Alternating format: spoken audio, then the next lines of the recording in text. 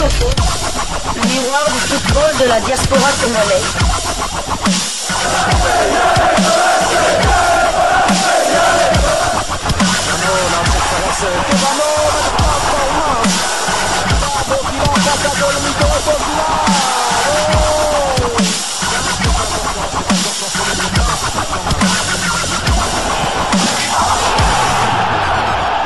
Diasco Foot, le miroir du football de la diaspora congolaise. Vous êtes sur Diasco Foot, le miroir du football de la diaspora congolaise. Diasco Foot vous dit bonjour, tout le plaisir est pour nous de vous retrouver, mais surtout de savoir que vous êtes nombreux en train de suivre votre chaîne YouTube dédiée uniquement aux footballeurs de la diaspora congolaise. C'est l'heure de partager avec vous quelques news que nous avons pu récolter pour vous, des news concernant certains de nos internationaux ou des binationaux qui se sont illustrés dans leurs clubs respectifs. Et cela dans le cadre de cette première livraison sportive de ce dimanche 12 janvier 2025. Une livraison que nous débutons par la Belgique. Longtemps réduit à 10, Genk l'emporte à domicile face à Louvain à l'occasion de la 21e journée de la Jupiler Pro League. C'était hier samedi soir. Le début de la rencontre des Limbourgeois a été catastrophique avec l'expulsion de Matt Smith, auteur d'une perte de balle dans sa moitié de terrain. Le Diable Rouge a voulu empêcher Conan Ndri de filer vers le but et l'a fait tomber. L'arbitre n'a pas hésité à immédiatement brandi le carton rouge. Cela était à la 6e minute. À 10, les hommes de Thorsten Fink n'ont pas vraiment eu le pied sur le ballon durant la première période. Les Louvanistes ont montré une plus grande et logique domination dans les débats sans pour autant trouver la faille dans la défense adverse. Après une première période compliqué, Genk a montré un autre visage au retour des vestiaires et a même réussi à prendre l'avantage au marquoir quand James Stekers a mis son équipe aux commandes sur penalty à la 48e minute. À l'heure de jeu, Tobé Leysens a sorti le grand jeu. Malgré son but encaissé au début de seconde période, le gardien de l'OH Louvain a sorti plusieurs parades décisives afin de maintenir son équipe dans le match alors que Genk était présent aux abords de la surface à la 59e minute. Quelques minutes plus tard, Toluwalase Aro Kodare a sauvé son équipe quand il a dégagé un ballon juste devant ses propres cages à la 65e minute.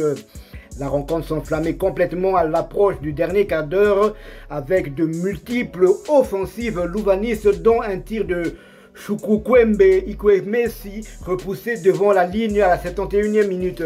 Dans les dernières minutes, Leysens a commis une faute dans le rectangle sur Eun Gyung-hong.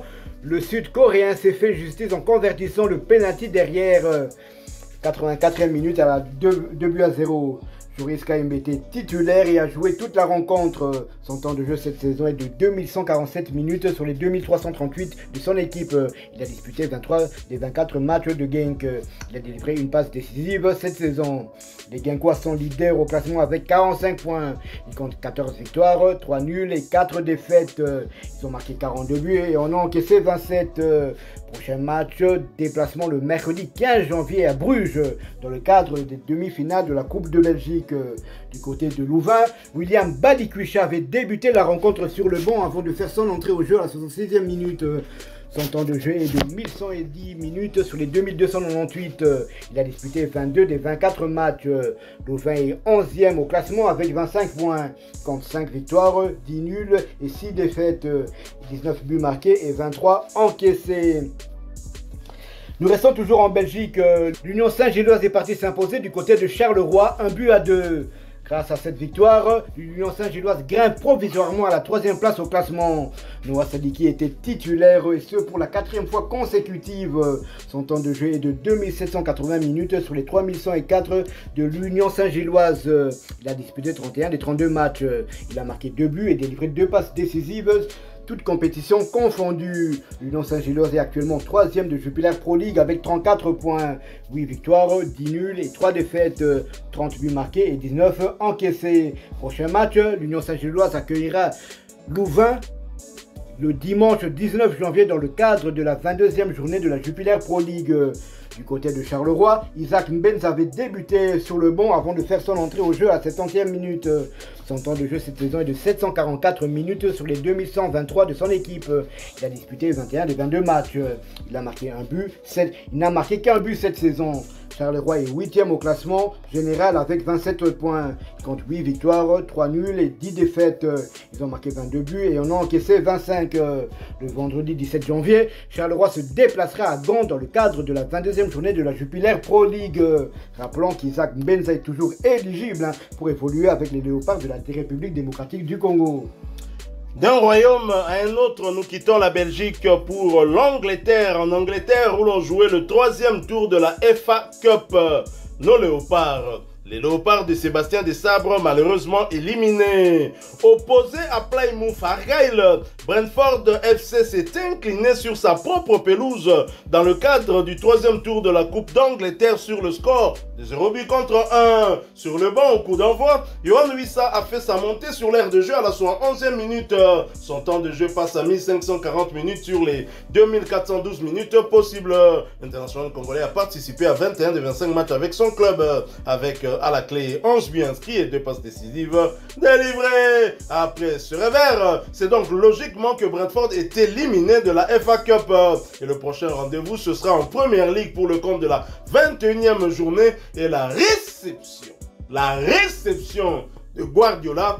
Ce sera donc un match contre Manchester City le mardi 14 janvier 2025 sous le coup de 20h30 heure de Kinshasa, 21h30 heure de Goma. Nous sommes à l'est de la République démocratique du Congo. Restons toujours dans le cadre de ce 3e tour de la FA Cup.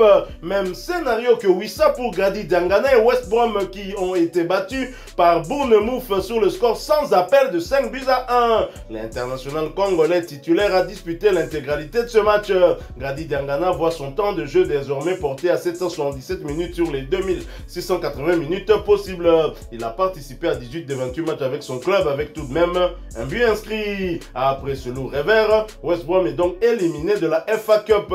Prochain rendez-vous, ce sera pour le compte de la 27e journée de Championship, championnat anglais de 2e division, et la réception de Stoke City le samedi 18 janvier 2025 sous le coup de 16h, heure de Kinshasa, 17h, heure de Goma. Nous sommes à l'est de la République démocratique du Congo. Toujours pour le compte du 3e tour de la FA Cup, Peter Kioso Exford a également été défait et éliminé par Exeter dans un match qui s'est soldé sur le score de 3 buts à 1. Sur le banc à l'entame de ce match, le latéral droit congolais est monté en jeu à la 70e minute. Son temps de jeu est désormais à 1719 minutes sur les 2696 minutes possibles.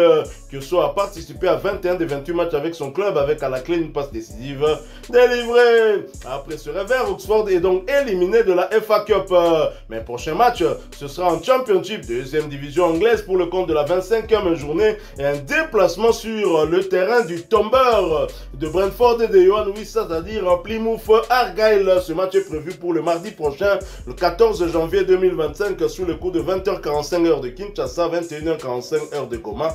Nous sommes toujours à l'est de la République démocratique du Congo. Toujours en FA Cup pour le compte du 3e tour. Luton Town n'aura pas fait de miracle sur le terrain de Nottingham Forest, une équipe très en forme en Première Ligue. Nottingham Forest qui a battu Luton Town sur le score de 2 buts à 0. L'international congolais Peli Rudong Panzu est malheureusement resté sur le banc et cela pour sa 3e fois consécutive. Ce qui fait que son temps de jeu stagne à 251 minutes sur les 2707 minutes possibles.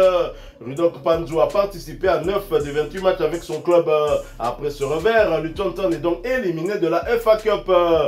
Prochain rendez-vous, ce sera pour le compte de la 26e journée de Championship, championnat anglais de 2e division, et la réception de Preston North End. Ce match est prévu pour le samedi 18 janvier 2025 sous le coup de 16h de Kinshasa, 17h heure de Goma. Nous sommes à l'est de la République démocratique du Congo. Les Congolais ont quasiment tous été éliminés malheureusement, et donc c'est dur. Est-ce qu'il y en a encore qui sont en lice? On pourra le voir très prochainement. Voilà donc qui met fin à cette première livraison sportive sportive de ce dimanche 12 janvier 2025 vous l'avez aimé, laissez-nous un maximum de j'aime. Merci de partager avec nous en commentaire votre point de vue. Abonnez-vous sur cette chaîne Diasco Foot parce que nous sommes le miroir du football de la diaspora congolaise. N'oubliez pas d'activer la petite cloche de notification histoire de ne plus rien manquer des prochains sujets que nous allons vous proposer. Avant de boucler définitivement cette première livraison, j'aimerais faire un clin d'œil à mademoiselle Adèle Boumwolo, qui n'est autre que la fille d'un de nos abonnés qui est très actif ici. Il s'agit d'Alphonse Boumwolo. Alphonse Boumwolo qui participe en tout cas à ces différentes livraisons d'Alton. Alphonse Boumwolo, bien évidemment, toujours depuis Mulhouse. Mulhouse, là, nous sommes en France, dans l'Alsace, c'est ça? Dans l'Alsace. Donc, et sa fille Adèle Boumwolo nous suit particulièrement. C'est ce que nous a révélé son papa Dalton Alphonse Boumwolo. Nos salutations donc à mademoiselle Adèle Boumwolo, toujours restée sage à la maison bien évidemment, mais surtout aussi à l'école. Une fois de plus, merci à vous tous avec espoir de vous retrouver bientôt dans un autre sujet d'actualité. Mais en attendant, portez-vous bien. Diasco Foot vous dit au revoir.